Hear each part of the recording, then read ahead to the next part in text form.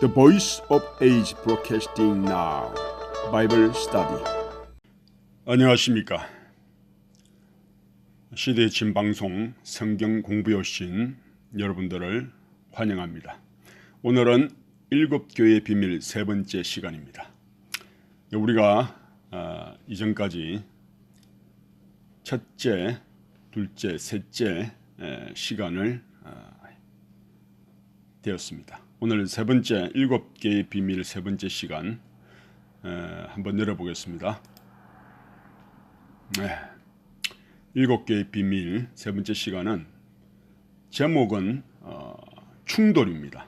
즉 문명의 충돌이죠. 이것은 곧 신약 시대의 구속사라고 말할 수 있습니다. 성경의 역사, 성경의 역사를 한번 보겠습니다. 성경에서 말하는 역사라는 것은 그리스도가 오기 전과 온 후로 세상 역사가 나뉘는 것을 볼 수 있습니다. 이것이 바로 BC와 AD입니다. 그리스도가 오기 전에 성경이 기록된 것을 구약 성서라고, 온 이후에 기록된 성경이 바로 신약 성서라고 합니다. 이건 너무나도 잘 알고 있죠. 또한 우리가 알다시피 역사라는 그 뜻은 잘못됐네요. 히스토리, 바로 그의 이야기, 곧 예수 그분의 이야기라는 것입니다. 우리는 그분이 주인공인 이 세상 역사 속에서 살아가고 있는 것입니다. 그분의 역사가 바로 이렇게 예수님이 오시기 전 구약 창조 시대부터 노아의 홍수 심판과 인류의 타락, 그리고 바벨론, 그리고 이러한 구약의 전반적인 역사가 바로 구약이고, 이 기간이 한 4,000년 정도 되겠죠. 신약은 예수 그리스도가 오신 이후에, 즉 AD, 아도 도미니, 우리 주님의 시대라는 뜻입니다. 그래서 교회 시대와 이러한 여러 가지 그리스도의 2000년 동안의 교회 역사를 통해서 우리가 이 세상 가운데 있으면서 마지막 새하늘과 새 땅을 바라보는 그리스도가 통치하는 이런 마지막 심판 때까지의 이 세상의 역사가 바로 신약 시대의 구속사를 바로 일곱 교회의 비밀을 통해서 우리가 알 수 있다는 것입니다. 예수님의 실제 모습을 그 세마포를 유치해서 만든 그림인데, 예수 그리스도의 역사, 그것이 바로 이 세상의 역사라는 것입니다. 오늘날 그분이 죽으시고 부활하심 이후부터 세상 역사는 바로 이 세상의 역사가 바로 그의 부활하신 이후부터 제자들에 의해서 복음이 전파되고 또 이 세상이 바뀐 부분을 이 세상의 역사가 말해주고 있습니다. 역사가 아놀드 토인비는 바울이 타고 간 배는 오늘날 구라파 문명을 싣고 갔다라고 말했습니다. 그 의미는 온 세상에 복음을 전하는 그 시작이 바울을 태운 배에서 시작되었다는 뜻이 숨겨져 있는 것입니다. 사실 그리스도가 하신 말씀과 그 정신이 오시기까지는 세상은 마치 암흑과도 같은 세상이었고, 사람들은 무지하였고 미개하였으며 자신의 실체를 잘 알지 못하였습니다. 그러나 이 복음, 곧 자신을 죽기까지 내어주신 그 사랑이 전파된 이후에 세상은 환하게 밝아졌으며, 사람들은 비로소 하나님의 사랑을 알 수가 있었고, 사람들은 복음으로 변하기 시작했다는 것입니다.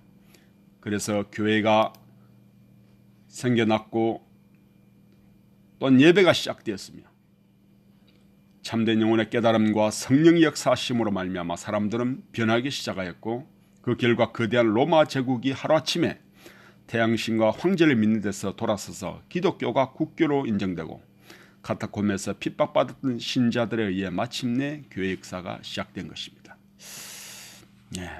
그러면은 우리가 에베소 교회 시대를 한번 보겠습니다. 에베소 교회 시대는 계시록 2장 1절부터 7절까지 잘 나와 있습니다. 이 에베소 교회 시대는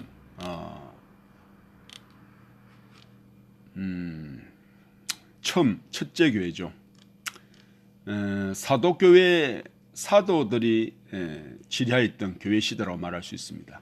그 교회 시대에 예수님께서 말씀하시기를 에베소 교회 사자에게 편지하라. 오른손에 있는 7별을 붙잡고 7금 촛대 사이를 그리시는 이가 이르시되 내가 내 행위와 수고와 내 인내를 알고 또 악한 자들을 용납하지 아니한 것과 자칭 사도라 하되 아닌 자들을 시험하여 그의 거짓된 것을 내가 드러낸 것과 또 내가 참고 그 이름을 위하여 견디고 게으르지 아니한 것을 아노라.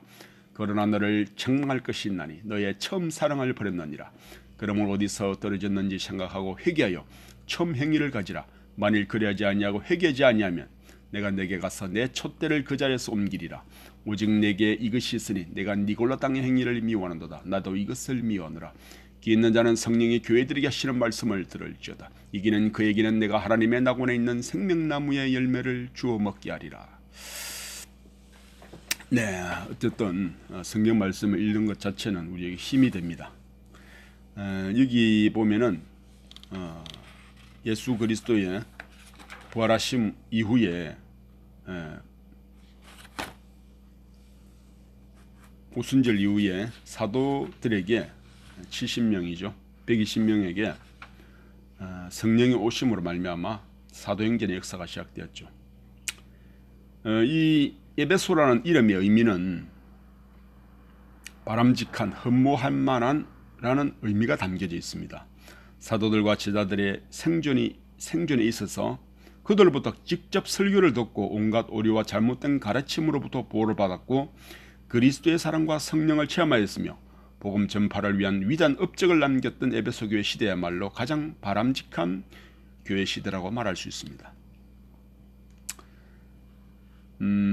에베소 교회는 로마 제국의 네로 황제와 핍박 속에서도 지칠 줄 모르는 열심과 수고를 다하여 일하는 교회였습니다. 또한 성경 속에 기록된 진리에 충성하였으며 에베소 교회 교인들은 그들을 가르친 사람들을 진리로서 시험하였습니다. 즉 자칭 사도라 하되 아닌 자들을 시험하여 거짓된 것을 드러냈다는 것이죠. 또한 에베소 교회는 니골라당의 가르침, 즉 영주주의를 반대하였는데 니골라당에 속한 사람들은 도덕률에 순종하기 위해서 구태여 육체 욕구를 자제할 필요가 없다고 가르쳤습니다. 또한 물질과 육체는 악하고 영은 선하기 때문에 육체의 방종이나 죄된 행위는 영의 구원에 아무런 영향을 미치지 않는다고 가르쳤습니다. 어떤 의미에서 니골라당은 현대 그리스도 교회에서 널리 받아들여지고 있는 자유주의적인 가르침, 즉 그리스도를 지적으로 인정하고 믿기만 하면 구원받음으로 하나님의 율법에는 순종할 필요가 없다라는 가르침의 시조라고 말할 수 있습니다. 즉 그리스도께서는 니골라당의 가르침에 대하여 일어선 에베소 교인들을 칭찬하셨습니다. 내가 니골라당의 행위를 미워하는도다. 나도 이것을 미워하노라. 그러나 여기 교회는 책망의 말씀을 드려야 했습니다. 즉 너의 처음 사랑을 버렸느니라. 에베소 교회 열심에도 불구하고 그들은 첫사랑을 잃어버렸습니다. 처음 그리스도의 교회의 신앙을 받아들였을 때 가졌던 순결한 사랑과 정신이 시간이 지남에 따라 식어져 갔고 그들은 또한 이기는 약속의 말씀을 받게 됐습니다. 이기는 그에게는 내가 하나님의 낙원에 있는 생명나무의 과실을 주어 먹게 하리라. 즉 인간이 범죄한 이후 사람은 생명나무에 더 이상 접근하지 못하였습니다. 그러나 성령의 음성에 귀를 기울이고 하나님의 은혜를 통하여 회개하고 죄를 성리하는 자들에게는 다시 생명나무의 과실을 먹을 수 있는 은혜가 약속되었던 것이죠. 오직 성령의 음성을 들을 수 있는 귀를 가진 그리스도인만이 이기심과 죄로부터 승리할 수 있으며 진리를 분별할 수 있습니다. 교회 안에 그리스도인들이 가득 차 있지만 성령의 음성을 들을 수 있을 만큼 양심이 순결한 참 그리스도인의 숫자는 많지 않다고 말하고 있습니다. 그렇기에 귀 있는 자는 성령이 교회들에게 하시는 말씀을 들을지어다라고 하나님의 음성을 들을 수 있는 것입니다. 자, 두 번째 우리가 에베소 교회 시대를 한번 보겠습니다. 에베소 교회 시대는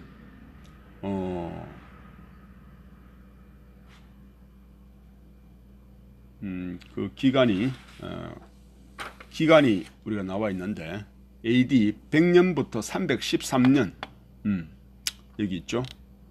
AD 우리가 에베소 교회는 사도들이 있은 33년부터 100년까지고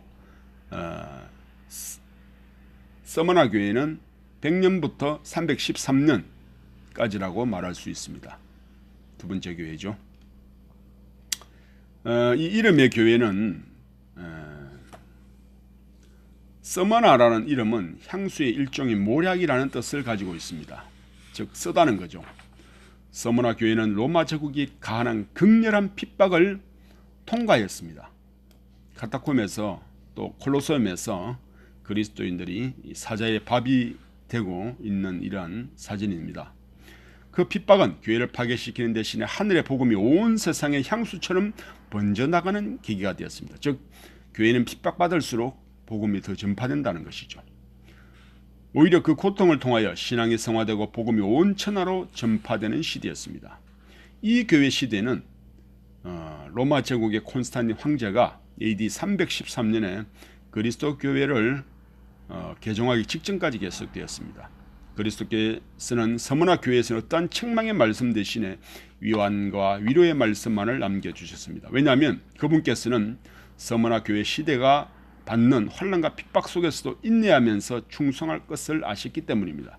서머나 교회 시대 동안에 그리스도인이 된다는 의미는 고난을 위해서 부르심을 받는다는 뜻을 포함하고 있습니다. 교회에 가해졌던 고난과 핍박은 교회를 순결하고 정화시키는 역할을 하였습니다. 서머나 교회 중에는 자칭 유대인이라 하지만 그들은 사단의 회라고 말하고 있습니다. 그리스도인들을 시기하고 미워하던 유대인들은 로마 정부와 결탁하여 그리스도인들을 잡아주고 죽이는 일에 앞장섰습니다. 사도 바울은 진정한 의미의 유대인들에 대해서 다음과 같이 말하였습니다. 표면적 유대인이 유대인이 아니요 오직 이면적 유대인이 유대인이며 라고 말하고 있죠. 오직 성령을 통하여 거듭난 그리스도인만이 참된 하나님의 백성입니다. 너희가 그리스도께 속한 자면 곧 아브라함의 자손이요 약속들의 유업을 이어볼 자니라. 그리스도께서는 서머나 교회가 당면할 가난과 궁핍을 아셨습니다. 그러한 어려움은 그들의 신앙을 오히려 부유하게 만들었으며 그들을 사랑과 봉사의 그리스도인들로 변화시켰고 그들은 가난하였지만 부유하였고 부유하였지만 가난한 사람들이었습니다. 내가 내 환난과 궁핍을 나누니 실상은 내가 부유한 자니라. 라오디게아 교회와 반대죠. 내가 장차당할 고난을 두려워 말라 볼지어다 마귀가 장차 너희 가운데 몇 사람을 오게 던져 시험을 받게 하리니 너희가 10일 동안 환난을 받으리라 라고 말하고 있습니다. 여기서 10일이라는 기간은 예언 해석 원칙에 따라서 10년으로 환산되기도 합니다. 민수기에 나와 있죠. 그러므로 10일 동안의 환난은 10년 동안의 환난을 말하고 있는 것입니다. 즉 서머나 교회 시대 동안에 사단은 로마 제국의 핍박을 통해서 그리스도 교회를 제거하려고 노력하였습니다. 로마 제국은 그리스도 교회 신앙이 사람들 사이에 인기 있는 사상이 될 것을 두려워했습니다. 그들은 그리스도 교회를 하나의 위험한 경쟁자로 생각했던 것입니다. 실제적으로 디오클레시안 황제 치하에서 이루어진 마지막 10년간의 핍박, 즉 차기 황제인 콘스탄틴 대제가 그리스도로 교회를 개종하기까지 AD 303년에서 313년까지 10년간의 핍박이 가장 극심했던 사실을 역사는 증거하고 있다는 것입니다. 내가 죽도록 충성하라 그리하면 내가 생명의 면류관을 받으리라. 핍박과 순교의 시대를 통과하는 그리스도인들에게 있어서 그리스도의 어떤 말씀보다도 커다란 이 말씀이 격려와 위로가 되었겠습니까? 이 말씀을 입술로 되새기면서 사형장의 이슬로 사라진 순교자들의 모습을 상상해 보십시오. 이것이 바로 서머나 교회의 시대였습니다. 그 다음에 버가모 교회 시대입니다. 버가모 교회 시대는 우리가 여기 말씀에서 보는 것과 같이 약 AD 312년부터 590년까지의 시기라고 할 수가 있습니다.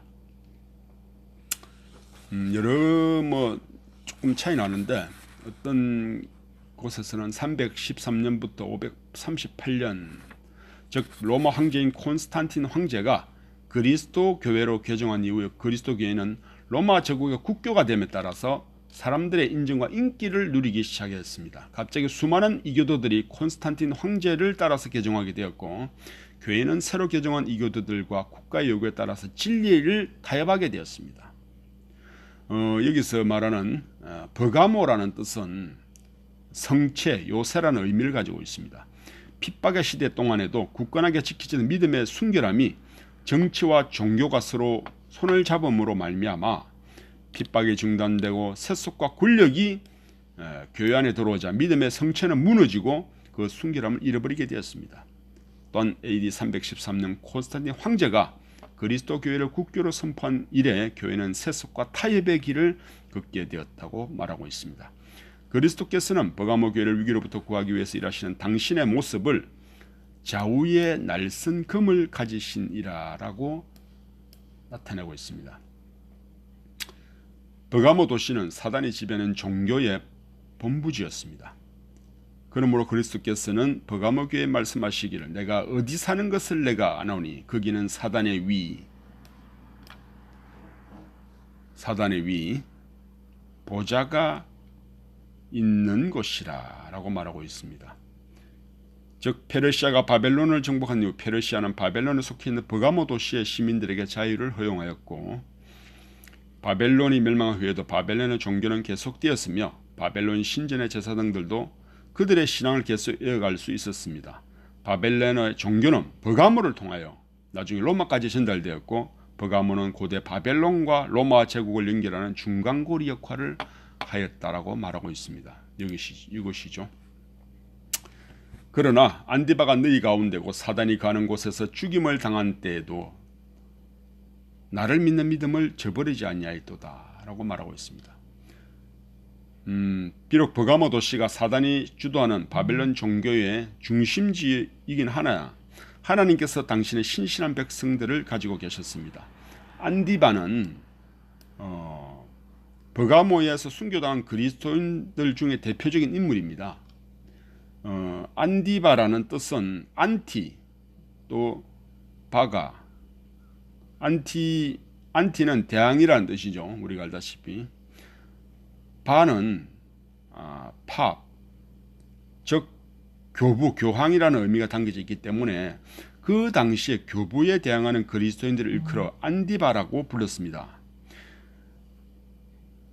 로마 제국이 그리스도 교회를 국교로 인정하면서 교회는 사람들에게 더 많은 인정을 얻고 권력자들의 요구에 순응하기 위해서 타협의 길을 걸었습니다. 이러한 때 안디바라고 부르는 소수의 그리스도인 그들은 교회의 지도층 즉 교황권에 대하여 저항하였던 것입니다. 타협과 세속의 길을 걷던 버가모 교회에 있어서 안디바는 하나님의 남은 백성을 대표하는 사람들이었습니다. 또한 베도는 신속하게 발전해 나갔고 1세기 에베소 교회에 나타났던 니골라당의 행위가 버가모 교회에서는 니골라당의 교훈으로 발전하였습니다. 내게도 니골라당의 교훈은 지키는 자들이 있도다. 니골라당은 하나님의 말씀을 그리스도 로마의 간섭과 철학 위에 세우려고 노력하였습니다. 니골라당의 인간적인 가르침은 교회 내 부유층과 고등교육을 받은 사람들에게 특히 많은 영향을 미쳤습니다. 니골라당은 하나님의 말씀이 요구하는 고결한 표준을 사람들이 미묘한 철학적 논리와 이교 사상과 혼합시킴으로써 하나님의 진리가 요구하는 바를 논리적으로 부인하도록 유도하였습니다. 인간의 의와 논리 위에 세워진 니골라당의 가르침이 버가모 교회 시대에 만연하였습니다. 사단은 에베소 교회 시대 이후 계속해서 니골라당의 핵심 교리인 복음은 하나님의 율법을 지키는 의무로부터 그리스도인들을 해방시킨다라는 도덕률 폐기론을 통하여 그리스도 교회를 공격해왔던 것입니다. 이기는 그에게는 내가 감추었던 만나를 주고 흰돌을 줄 터인데 그 돌 위에 새 이름을 기록한 것이 있나니 받은 자밖에는 알 사람이 없느니라. 만나는 신약 성경에서 그리스도와 그분의 말씀을 상징하고 있습니다.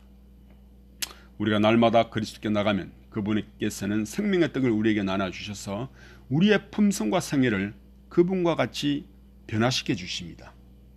우리가 생명의 떡인 그리스도의 말씀을 읽을 때 우리는 우리의 영혼을 수생시키시는 하늘의 만나를 먹는 경험을 하게 됩니다. 여기서 흰돌에는 깊은 의미가 담겨 있습니다. 그 당시 법정에서 재판할 경우에 흰돌과 검은돌을 사용했습니다. 재판 결과를 그것으로 나타냈는데 흰돌은 무죄 석방을 의미하였고 검정돌은 유죄를 의미하였습니다. 또한 노예가 자유인이 되었을 때 그에게 흰돌을 주었습니다. 흰돌은 그만큼 자유와 명예의 상징이었고 승리한 투사에게도 주어졌던 것입니다.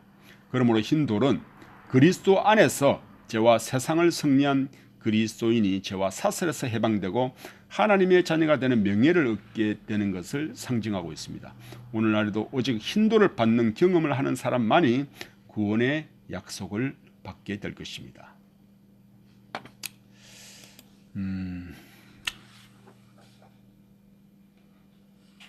자, 그 다음에 우리가 네 번째 교회 두아디라 교회를 한번 보겠습니다. 두아디라 교회는 종교 암흑 시대의 교회라고 할 수 있습니다. 이 교회 기간은 AD 538년부터 16세기 초, 즉 종교 개혁이 일어나기 전까지의 시대가 거의 한 1000년 이상의 시간이죠.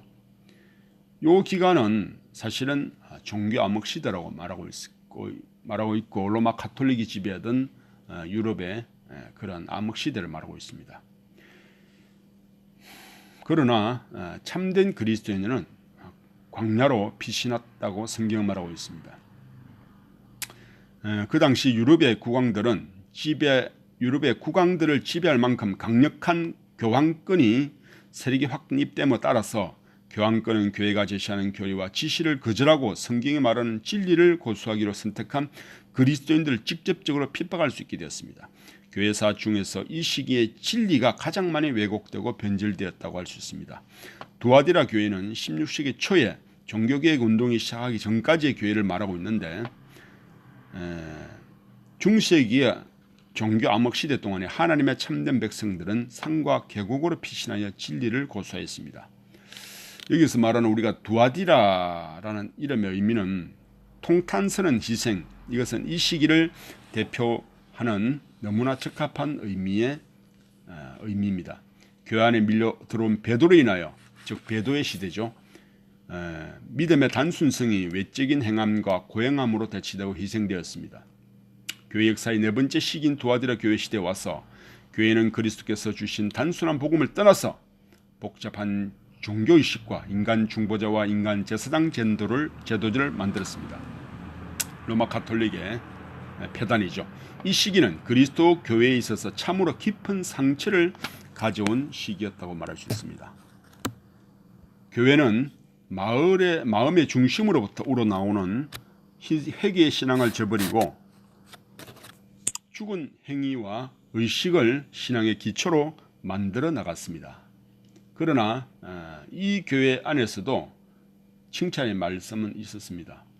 두아디라 교회에 보내는 기별을 말씀하신 분은 그분이 불꽃 같고 그 발이 빛난 주석과 같은 하나님의 아들로 묘사되어 있습니다. 그리스도를 하나님의 아들이라고 부른 사실에 주의를 기울여 보면은 계시록 전체에서 그리스도를 하나님의 아들이라고 부른 것은 바로 여기뿐입니다. 중세 종교 암흑 시대 동안에 하나님의 아들인 그리스도께서는 모든 인류를 위한 중보자의 위치를 교회의 지도자에 의해서 뺏기셨습니다. 즉 마리아가 인간 중보자로 등장함으로써 사람들은 그리스도께 직접 나가는 대신에 마리아라는 여인을 바라보도록 가르침을 받기 시작했습니다. 두아디라 교회는 약 1000년에 이르는 가장 기간의 교회 역사를 차지하고 있습니다. 역사가들은 그 기간을 종교 암흑 시대라고 부르고 있고 종교 개혁 운동에 의해서 두아디라 교회 시대는 그 종말을 구하고 말았죠. 그리스도께서는 교황권의 핍박을 피하고 진리를 고수하기 위하여 광야로 도망한 그리스도인들을 칭찬하시면서 특히 그들의 나중 행위를 칭찬하셨습니다. 내가 아노니 내 나중 행위가 처음 것보다도 많도다라고 말하고 있습니다. 즉 마지막 때에 그들을 그 교회 시대 때는 믿음을 지켰다는 거죠. 두아디라 교회 시대가 끝날 무렵 즉 위대한 개혁자들이 나타나기 시작했죠. 루터와 낙스, 칼빈, 쩌윙글리 등과 같은 성지자들이 유럽의 이곳저곳을 일어나서 개혁운동을 이끌어나기 시작했습니다. 그러나 책망의 말씀은 이 7개의 서신 가운데 가장 길고 강력한 책망의 말씀이 두아디라 교회에 보내졌습니다. 자칭 선지자를 하는 여자 이세벨을 내가 용납하니 그가 내 종들을 가르쳐 꾀어 행음하게 하고 우상의 제물을 먹게 하는도다. 세속화되고 변질된 교회를 표상하기 위하여 이세벨만큼 적절한 표상은 없을 것입니다. 이세벨은 페니키아의 여제사장이었는데 이스라엘 왕인 아합이 이세벨과 결혼함으로써 바알신이 이스라엘에 들어오는 문을 열어주었습니다. 이세벨은 결국 국권을 사용해서 이스라엘 전체가 우상 숭배를 하도록 유도하였습니다. 바로 그러한 상황에서 엘리야 선지자가 아합 왕이 나타나 이스라엘의 배도를 책망하였고 3년 반 동안 이스라엘 땅에 비가 내리지 않는 대기근이 있을 것을 말하였지만 아합 왕과 이세벨 추종자들은 엘리야의 계획에 호소를 듣지 않았습니다. 하나님께서는 높은 산과 계곡의 토굴 속으로 당신의 백성들을 인도하셨고 그들을 통하여 진리를 보존하고 그에게 기별을 전파하시며 두아디라 교회에 회개할 기회를 주셨지만 끝내 회개치 아니하였습니다. 내가 그에게 회개할 기회를 주었으며 그 음행을 회개치 아니한도다. 오히려 교회는 개혁운동에 참여한 개신교도들을 대항하여 반개신교 운동을 증기함으로써 하나님께서 보내신 기별을 보지 못하도록 수많은 사람들의 눈을 가리우고 말았습니다. 너희에게 있는 것을 내가 올 때까지 굳게 잡아라. 이 말씀은 계시록에 나오는 첫 번째 재림에 대한 약속입니다. 이 시기 동안 어거스틴과 같은 사람은 성경의 위대한 진리의 부활에 관한 가르침을 크게 왜곡시키기도 했습니다. 성경은 그리스도의 재림 시에 죽었던 몸이 실질적으로 부활하는 것을 말하고 있음에도 불구하고 어거스틴과 같은 그 사람은 죽은 영혼이 몸에 빠져나와 부활하는 것으로 왜곡하며 가르쳤습니다. 이기는 자에게 그리스도께서는 만국을 다스리는 권세를 약속하셨습니다. 교회가 엄청난 배도로 인하여 가장 길고 어두운 밤을 통과할 때에 그리스도의 영께서는 하나님을 두려워하는 개혁자들을 일으켜 주셨습니다. 위클리프, 허스 등과 같은 개혁자들은 종교개혁의 아침을 불러온 새벽별이었습니다. 또 내가 그에게 새벽별을 주리라 라고 말씀을 약속을 하셨던 것이죠. 여기까지가 두아디라 교회고 이제 사대교회 시대를 한번 보겠습니다. 사대교회의 5번째 시대는 종교개혁 시대의 교회라고 말할 수 있습니다.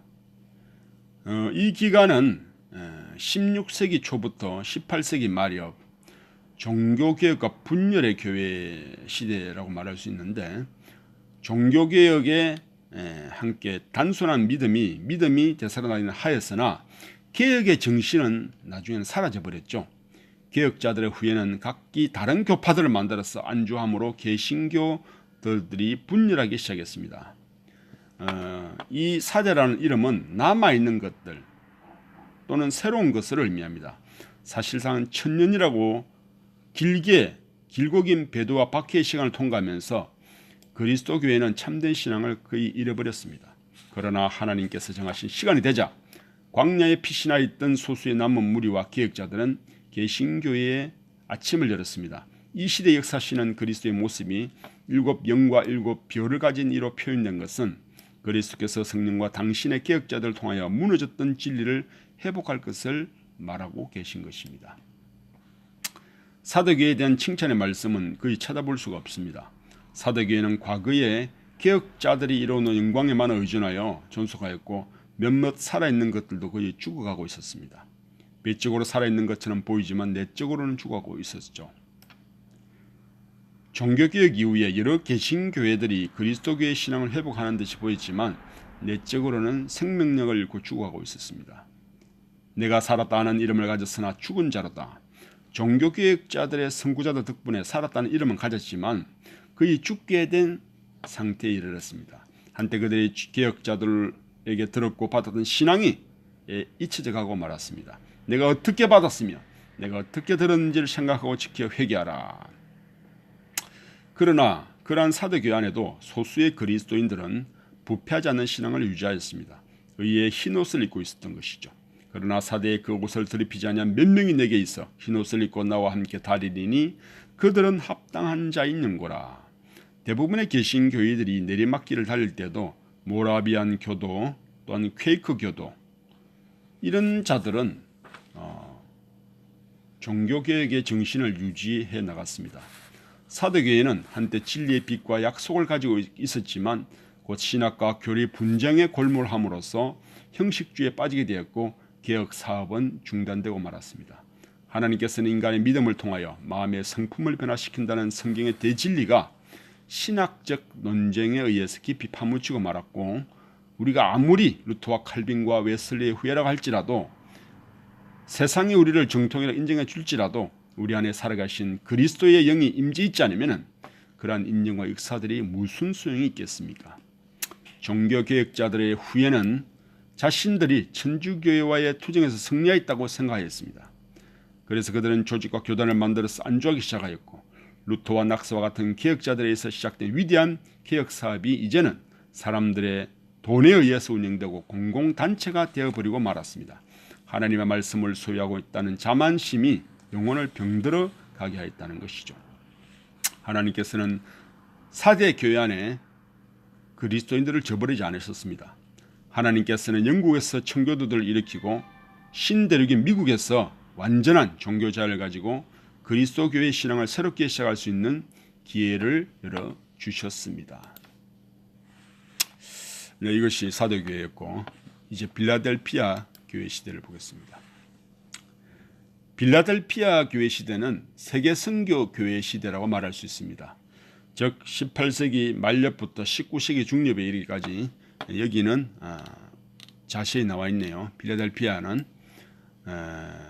1750년부터 1925년까지라고 말하고 있는데 사람마다 조금 의견이 다릅니다만은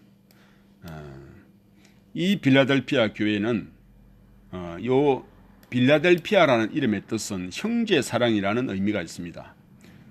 빌라델피아 교회는 전혀 책망의 말씀이 없습니다. 빌라델피아 교회 이름이 의미하는 바처럼 이 교회는 정열과 아름다움으로 세워진 교회입니다.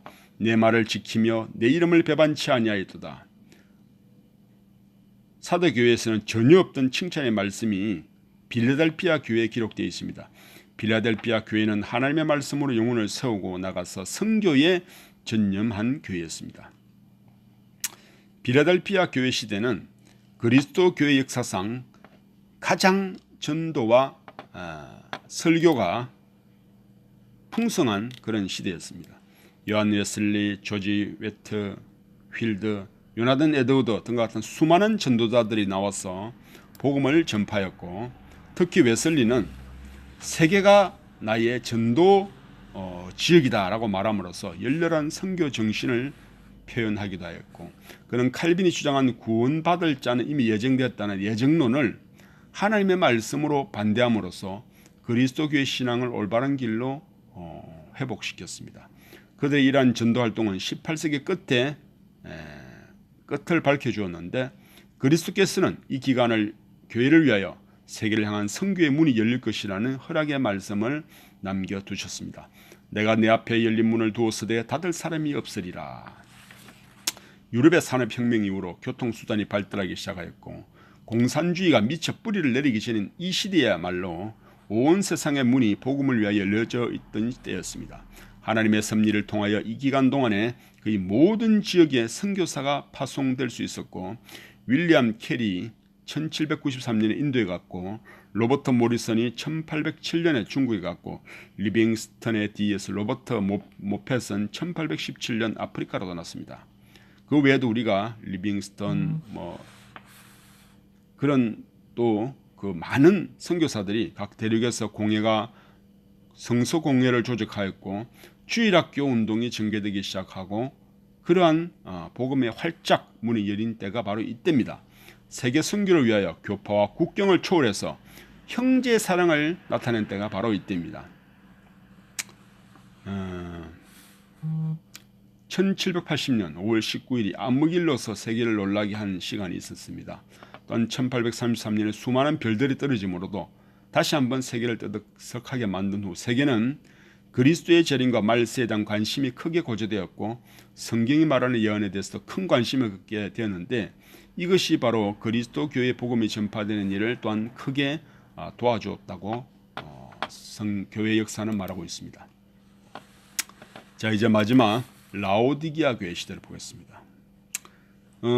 이 교회 시대는 우리가 알다시피 마지막 교회 1925년부터 마지막 끝날 때까지라고 말하고 있죠. 이 라오디게아라는 이름은 뜻은 백성을 심판하심입니다.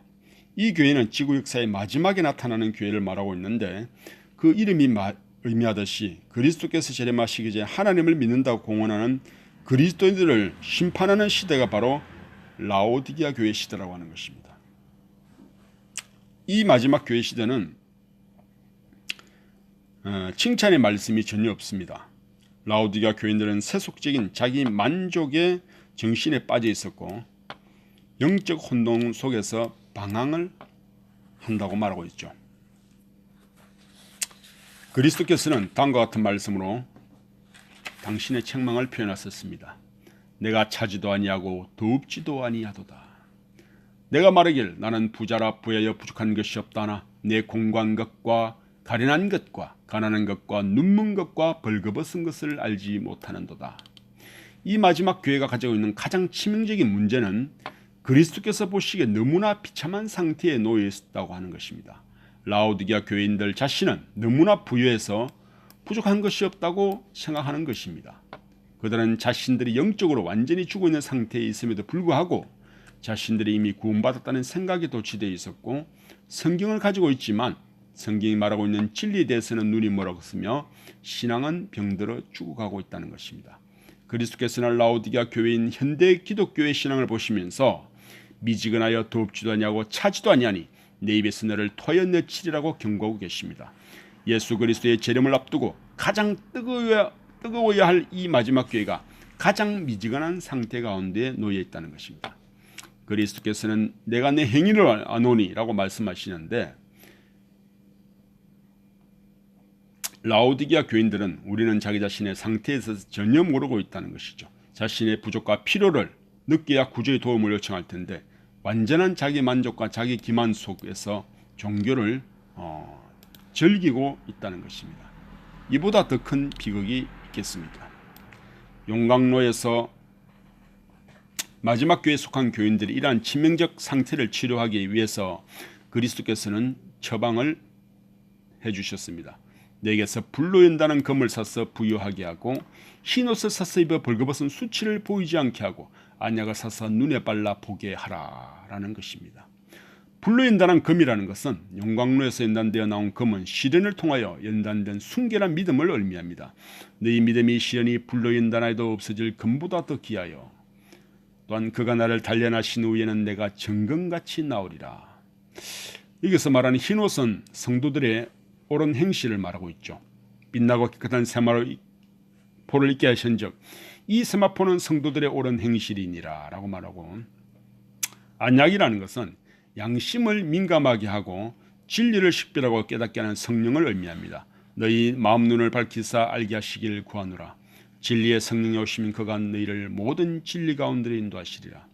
결국 이 세 가지 처방을 종합해 보면은 순결한 믿음을 통하여 그리스도의 깨끗한 의를 옷 입어서 성품이 변화되고 의로운 생활을 살며 성령의 감화를 통하여 진리를 분별한 영적 눈을 뜨며 양심이 순결한 그리스도인이 되라는 치료의 말씀입니다. 바로 이것이 마지막 시대에 살아남을 수 있는 유일한 비결이라고 말씀하고 있다는 거죠. 또한 약속의 말씀은 구원은 언제나 개인적인 문제입니다.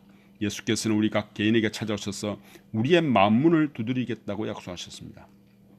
그리스도의 책망과 권면의 말씀을 받아들이는 사람마다 그리스도께 대한 마음의 문을 열게 될 것입니다. 내가 문 밖에 서서 두드리노니 누구든지 내 음성을 듣고 문을 열면 내가 그에게로 들어가 그로 더불어 먹고 그는 나로 더불어 먹으리라. 예수께서 다시 오시기 전에 우리는 그분께서 우리에게 개인적으로 들려주시는 음성을 들어야 합니다. 마지막 시대인 라오디게아 교회 시대에도 오직 이기는 자들에게만 구원의 특권이 주어집니다. 이기는 그에게는 내가 내 보좌에 함께 앉게 주기를 내가 이기고 아버지 보좌에 함께 앉은 것과 같이 하리라. 귀 있는 자는 성령이 교회들에게 하시는 말씀을 들을지어다.